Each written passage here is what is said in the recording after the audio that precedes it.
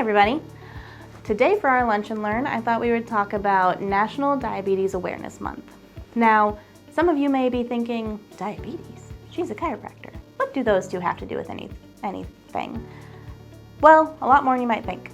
So, on one hand, chiropractic care can in fact help diabetes, not necessarily through the way that like a medication would help diabetes or like dietary changes would help diabetes.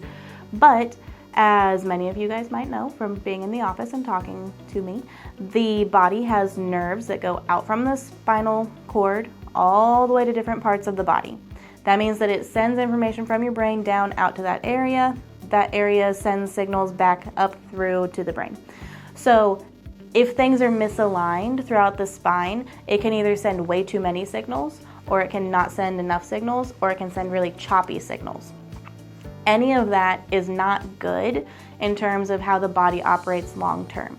And so that, in addition to other factors like diet and exercise, can lead to or cause different conditions such as diabetes, specifically type 2 diabetes most notably. Now that means that you can affect changes by changing diet, changing exercise, but also by getting the spine in alignment.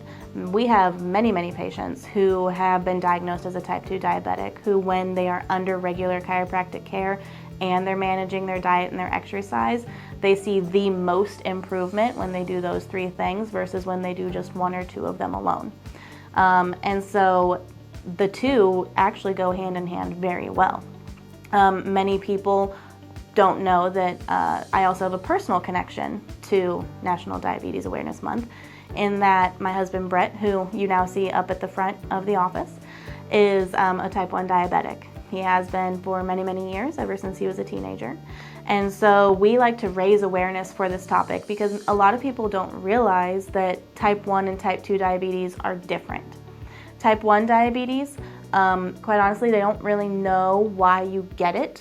You're not born with it, but generally you get it when you're pretty young, a young kid, a teenager, sometimes up into your early 20s or so. But what it means is your pancreas, which is what helps control your blood sugar levels, just shuts down. And it says, nope, I'm gonna work on the digestion part that I need to, because most people also don't know your pancreas does two things, digestion and helps control diabetes.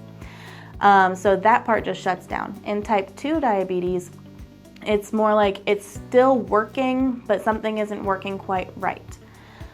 Basically, like insulin is a key that has to fit in the keyhole, and you can either change the keyhole, you can change the key, or you can just not make enough keys. And that's how type 2 diabetes works. But with type 1, they don't know what causes it, and there's no way to turn that pancreas back on that they know of yet.